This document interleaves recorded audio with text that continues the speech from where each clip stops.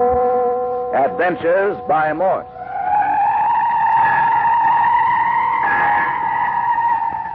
Carlton E. Morse presents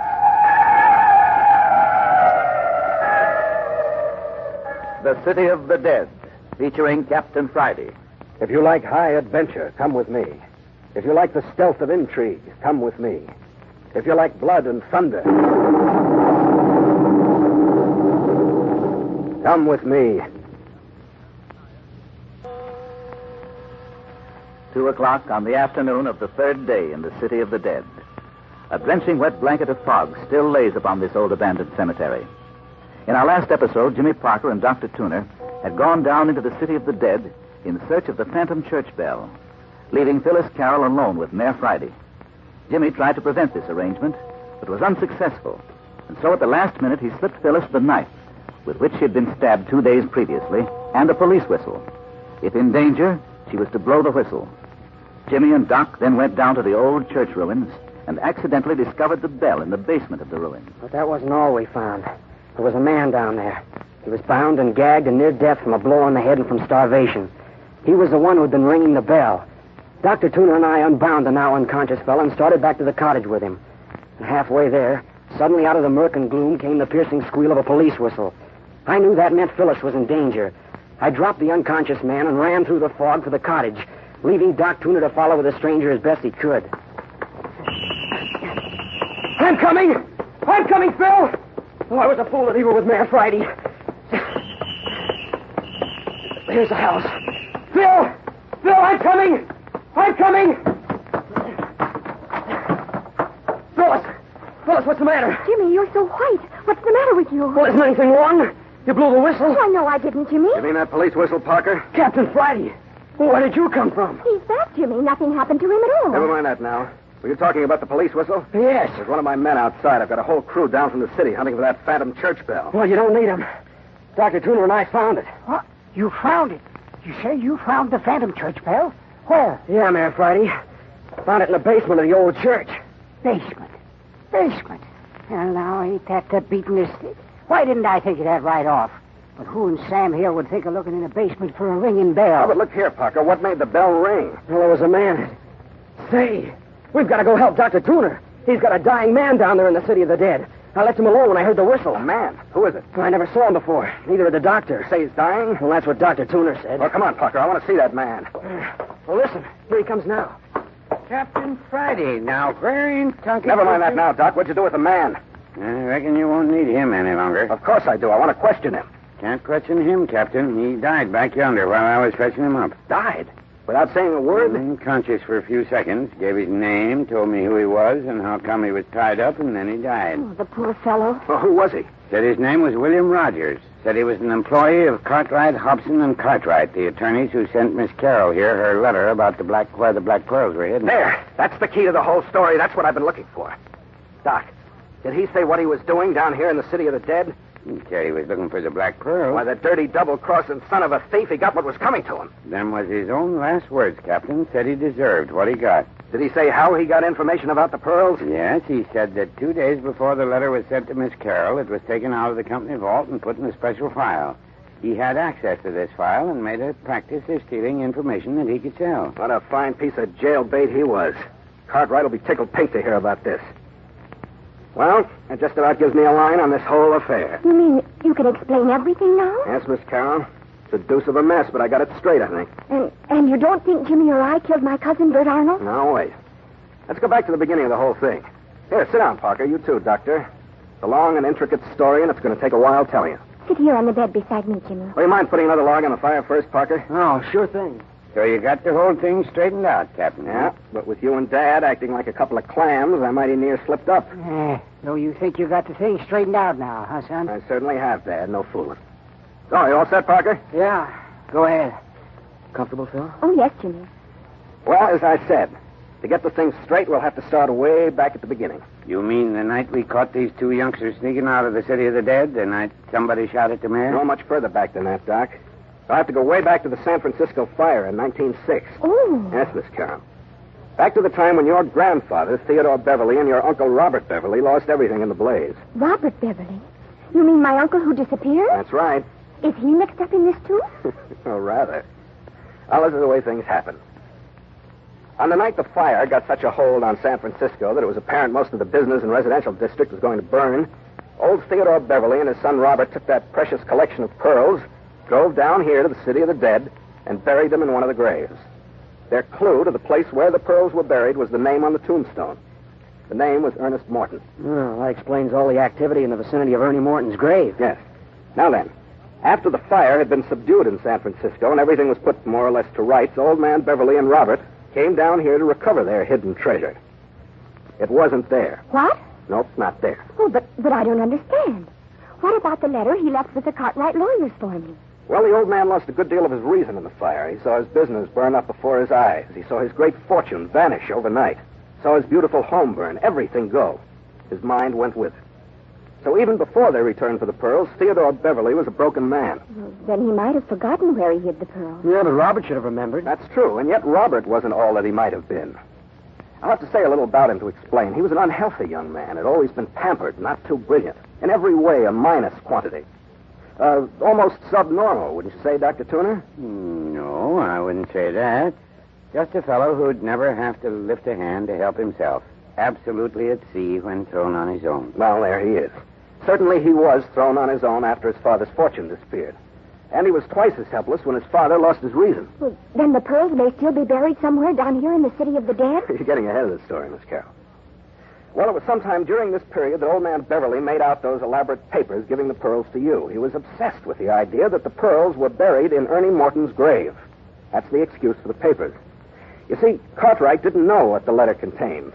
They just filed it away to give to you on your 20th birthday as ordered. Oh.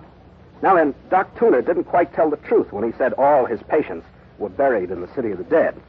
Told all that was necessary. Perhaps for general knowledge, yes, Doc. But as a matter of fact, he had one patient left. It was Theodore Beverly. Oh, my grandfather. You were his doctor. One of my best friends before he lost his mind, Miss Carroll. Now then, for the next 3 or 4 years after the fire, Theodore Beverly and Robert used to make trips down here to the city of the dead to dig around for the pearls. It wasn't only the old man who was becoming obsessed with the idea that the pearls were still in the cemetery. Robert grew more and more peculiar. At first, the mayor here, who knew them both well, too, tried to curb them, but it was useless. Yeah, we'd have had to lock him up. Yes. It soon became apparent that either they'd have to be allowed to run of the cemetery or else they'd have to be locked up in an asylum. Oh. Doc and Dad here talked it over quite a long time. To put them away would have meant a tremendous scandal.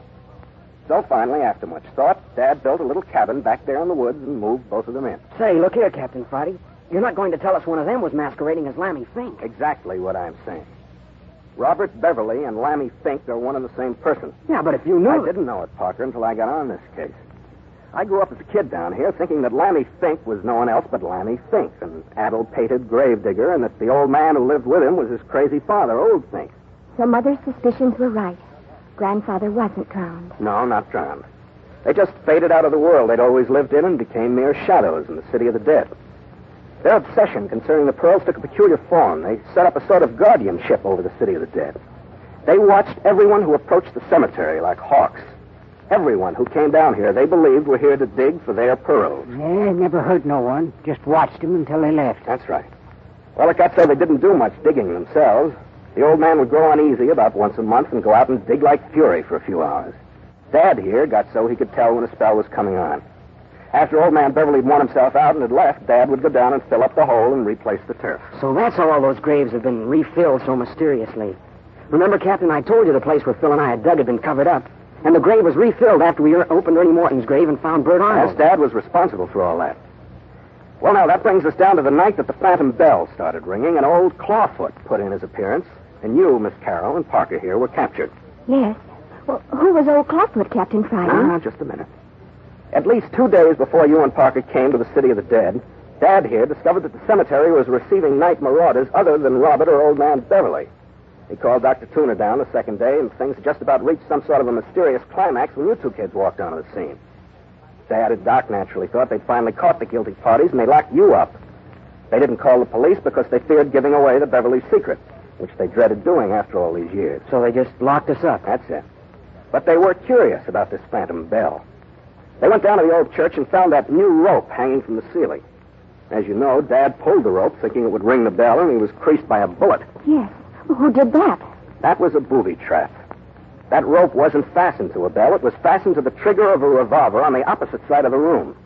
A thread fastened to the rope ran across the ceiling and down the opposite wall to the gun, which was pointed directly at the rope.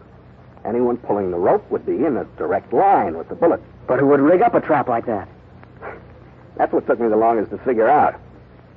You see, it wasn't the sort of thing a person of old Clawfoot's type would do. This was underworld stuff. Somebody was trying to bump somebody off. I began to check up on Bert Arnold's recent friends, discovered that he'd hired 3 men to work with him on some kind of a hidden treasure hunt. He didn't know it, but they were some of the Morelli mob, bad boys to tangle with. The moment he mentioned $500,000 in buried treasure, they were with him all the way. Well, the police in San Francisco picked up 2 of these fellows. That's where I got this information. Bert Arnold wasn't bad, Captain Friday. I know he wasn't. I know that. He just picked the wrong men to work with him. Well, but where did Bert find out about the pearls? Well, that's where this chap from Cartwright's office comes in. The phantom bell ringer. He opened your letter, got the information about the pearls, sealed up the letters again, and then took his information to Bert Arnold. Then that's the man we found bound and gagged in the old church? That's it. He sold his information to young Arnold for $1,000, but he evidently didn't know what square shooting was. As soon as he got the 1,000, he organized his own searching party and came down here to hunt for the pearls himself. Seems funny he gave Bert the information. Yeah, it does seem funny, Doc. On the other hand, his game was to give out stolen information. Probably the idea of hunting for the pearls himself was an afterthought. Anyway, Bert and his 3 friends came down to the city of the dead, and right after them came, what was his name? Rogers and his men. Neither party could locate Ernie Morton's grave the first night. Eventually, they clashed, and Bert Arnold and his men caught this Rogers fellow, but his men got away. They tied him up in the basement of the church, intending to leave him there until they found the pearls. Real gang stuff. And that's not the half of it. Yeah.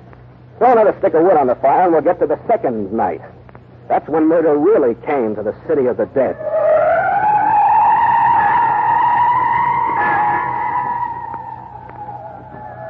Slowly the skein of intrigue and desperate action is beginning to unwind. When Jimmy and Phyllis came down to dig in the grave of Ernie Morton, they set into motion a train of events which shook the whole graveyard. Death was breathing down their very necks. But wait. The second night, Bert's gang had no better luck in looking for the Morton grave. But the third night brought you 2 kids down here. You went directly to the grave. How did you find it? Well, there's a map from the City of the Dead with all the plots named on it in the recorder's office in the city hall up in San Francisco. We found it on that before we came down. You don't say.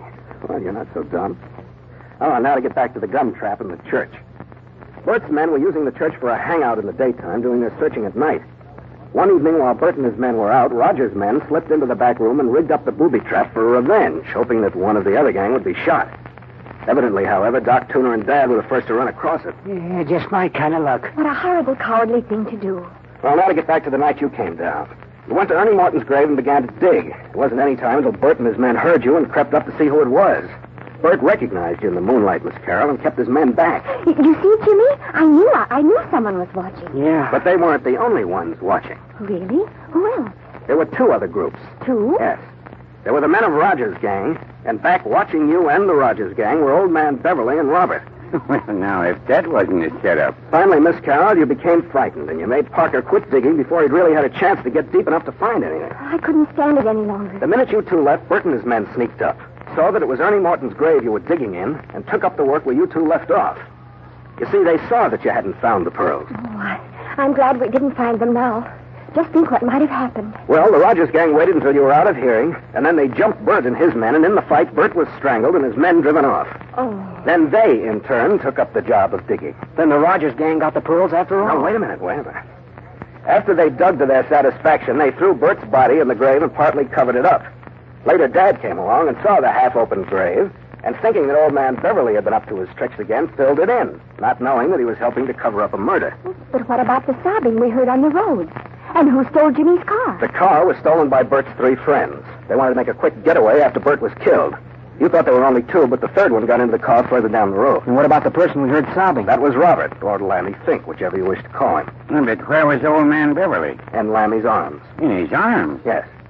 The old man's terror at seeing a man murdered was so great that it killed him. Lammy, or Robert, grabbed his father's body up in his arms and fled sobbing through the tombstones and down the road. That's who you two youngsters hurt. Yeah, but look here, Captain. I thought you told me it was Lammy Fink who was scared to death. No, I thought it was at first. You see, I hadn't seen either Lammy or his father for 10 years or more. Besides, I only had a few moments to examine the 3 bodies down in the cellar of Lammy's cabin before the place was set on fire. The light was bad, and added to that, Lammy and the old man always did look a great deal alike. Yeah, but Dr. Tuner and the mayor should have recognized the old man. Well, they would have, except that they had even less time to look over the bodies than I had. I thought Lammy's face looked awfully old, but the captain said it was Lammy, and I never thought to check up. The light was so bad I didn't even get a good look at his face. So my grandfather has just died. It seems so strange. I can't realize it. You see, I've thought of him as dead for more than 10 years. But that means Lammy Fink isn't dead. Yes, Parker. That means Lammy Fink isn't dead. Well, where is he then? In custody. You mean Lammy Fink is in jail? Robert Beverly, alias Lammy Fink, is under observation. But we'll get to that presently. The next question in line is who burned Lammy's cabin? Yeah, I'd like to know about that myself. Well, it was one of Bert's gang, Dad. They made their getaway in Parker's car, but they'd left so many clues behind them that it was necessary for them to return and sort of clean up. I got this from one of the men we caught. According to him, they returned the next night after Bert was killed and saw us dig up Bert's body. We left him at the grave while I went after a stretcher, and you, Dad, and Doc here, dashed off after old Clawfoot. Parker was still out from that clip I gave him on the jaw. They sneaked in and got the body. Parker woke up just in time to see someone carrying the body away in the fog. Why'd they bother about the body? Because they knew that as long as we didn't know who was murdered, we wouldn't be able to get a line on their gang. That likewise was the reason for the burning of the cabin. Now, the next incident was the murder of the stranger who tried to saw his way into Parker's room. The man we saw Clawfoot murder? Yes, that was another member of Bert's gang. Remember, I was clipped on the head, and his body also stolen for the same reason that Bert's was stolen. To hide the identity of those still remaining alive. Yeah, but how did the bodies get in the cellar of Lammy's cabin? Well, according to the men we have in custody, they put the bodies in the cabin thinking it was a deserted shack. Lammy must have come along and lugged them down into the basement and arranged them alongside the body of old man Beverly. Lammy, by this time, was completely out of his head. Hey, Captain Friday, just when did you capture Lammy Fink? Later. Oh. But why did Clawfoot kill him? To protect you and Miss Carroll. To protect... Say, who is Clawfoot anyway? Oh, Jimmy, don't you know by this time? It was Lammy Fink, of course. Yes, Lammy Fink. Or if you prefer, your Uncle Robert, Miss Carroll. Oh, well, then he must have known me. Yes, he knew you all right. That was why he patrolled about the house. That's why he brought you the Black Pearl. The Black Pearl. Clawfoot or Lammy Fink brought me that? Yeah. The night he broke into the cottage. He put it under your pillow when you fainted. He threw the knife through the window that stabbed you, too, Miss Carroll. He did? Well, but why if he was protecting me? He didn't mean to hit you. That was an accident. By the way, where's that knife? What? Well, but tell me, Captain Friday, why did he throw it? Well, where's the knife? I'll show you. Well, Give it to him, Phyllis. I... Well, what's it doing there in bed with you? I gave it to her for protection when I had to leave her. Oh, you did you? Thought I was going to murder her, I suppose. Oh, I'm sorry, Mayor Friday. Honest, I am. I shouldn't have suspected you, but... Well, I had to do everything I could to protect Phil. I think I understand, boy. Forget it. Well, look here at the knife. See here how the handle screws off the blade? Oh, what's inside? There. The Black Pearl. Not the Black Pearl, Miss Carroll. A Black Pearl. But I don't understand. Well, it's simple. Old man Beverly kept 2 of the pearls out of the collection for some unaccountable reason. And the old man died, Lammy fell heir to them, and he was trying to give them to you. He was highly unsuccessful both times he tried. The first time he almost stabbed you to death. The second time he nearly frightened you into fits. Say, I reckon while we're on the subject of that visit, I want to know how the mayor here got out of that bedroom when he was locked in. Oh, that? Yeah, that. Well, the mayor had slipped out of the house hours before. I didn't know where he was or what he was up to, but I didn't want the rest of you to know he was out and increase your suspicion. So I pretended he was asleep, and I locked the door. And I'll be dead, Bern. So it was you, Mayor, who was digging in Ernie Morton's grave at the end of the trail of bones? No, Parker, Dad wasn't digging in the grave. He was just filling up the grave that Robert Beverly, alias Lammy Fink, alias Clawfoot, had opened. It was getting battier and battier. The opening of the cottage door and dropping that skeleton inside was one instance. The scattering of his bones through the city of the dead was another. And finally, he gathered them up again in a sack and left them on the porch. But I want to know what became of you, Captain Friday, while I was lying behind that tombstone. Well, you have got an explanation coming. I saw it was Dad in the grave. I didn't want you to see him. So I made you lie flat, and then I sneaked out and took him away. After you'd gone back to the cottage, Dad finished filling up the grave and then returned to the cottage. So that's how it was. And about that gold pencil you had, Mayor. Go ahead and explain it, son. Well, when I caught Dad in the grave, I had him in a tight place. So I made him sit down and write out the whole story, most of the story I've told you. He'd been trying to cover up for the Beverleys, but I made him give me the lowdown then and there. Anyway, he borrowed my gold pencil and then stuck it in his pocket. That's how that happened. I hear you tried to lie out of it, got caught, Dad. No. Doesn't pay to lie if you're not good at it. Now then. But who jerked the man in my bedroom and robbed him of the other black pearl? Here, just a minute. Yeah, here it is. Here's your other black pearl. Then it was you in there. Yes, I needed that pearl. But I didn't choke Dad to get it, and I didn't take it away from him. He gave it to me. Well, I had to tell some story. You didn't want him to know the truth. That's right. You see, folks, I wasn't getting anywhere working in the open, so I decided to disappear and keep my eyes on things from cover. Didn't take long to get to the bottom of things that way. Was it you that kidnapped Clawfoot out in front? Yes. Did you see that? Well, partly. Still so dark we couldn't see who it was. It was I. Say, what made him make those horrible noises? Why didn't he talk? I rushed into the city and an examination was made. His throat became paralyzed, evidently, the night he saw Bert Arnold murdered. It was a condition paralleling his mental state. All he could do was wail. Oh. Well, but why did he wear that funny robe then? And what about his claw feet? Oh, yes, his claw feet. Haven't you ever seen these Indian moccasins made out of the foot skins of animals with the claws left in to make them ornamental? By gum, of course. Oh, then his feet weren't clawed at all. No. Lammy had a pair of those moccasins. He lost all of his clothes. When the cabin was burned, he didn't even have a coat. It was awfully cool. Dad had some sheets out on the line airing, and Lammy stole one of them to wrap himself in. Oh, the poor thing was just trying to keep warm. That's all. He wasn't the least bit interested in being ghostly. Oh, isn't that the limit? About explains everything, too, I guess. No, there'll be points coming up from now on, but that covers the most important phases of the case. Yeah, but look here, you haven't even touched on the most important thing of all. Yeah? Yes. What's become of Theodore Beverly's collection of black pearls? Oh, the black pearls. Well, my dear Parker, the pearls are waiting for Miss Carroll up in a strongbox in the Civic Center National Bank, where they have been ever since the fire of 1906. What's that? You mean to say those pearls never were buried down here in the City of the Dead? Yes, they were. When the fire started, the pearls were buried here. But after it had been checked, old man Beverly came down here alone, dug them up, and deposited them in the bank. Right after that, he lost his memory. He remembered burying them originally in the City of the Dead, but he forgot all about coming back here for them and putting them in the bank. You don't say. Clemeny, how did you find that out? Well, at dawn this morning, I rushed Lammy to the city, and the whole story came out in the first editions of the paper. About me having two of the collection of the Beverly pearls and all that. Well, the bank saw the story and called me. They had the rest of the pearls. They had an order to deliver the pearls to Miss Carroll on her 20th birthday. They did. Well, why didn't they do it then? Because the old man had made a mistake of a month in her age. The bank would have automatically delivered the pearls to you, Miss Carroll, next month. You mean to say that I'm worth $500,000? Exactly that. Oh, golly. Well, Jimmy, now you've just got to marry me. Hey. Yes, you do. A girl with that much money needs protection. Well, if you insist. Oh, darling.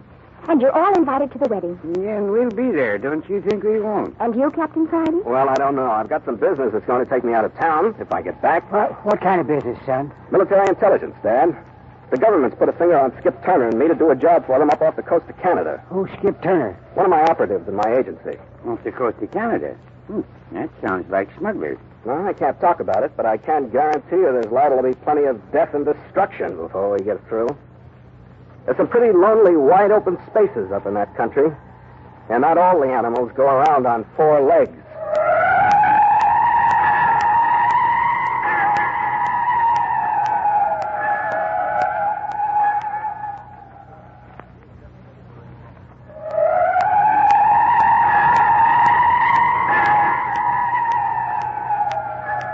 Smugglers, death and destruction, a country where all the animals don't go around on four legs. Next week, you will find Captain Friday and his sidekick, Skip Turner, fighting for their lives and for a very beautiful young woman when Adventures by Morse brings you the first episode of A Coffin for the Lady, a new Carlton E. Morse production.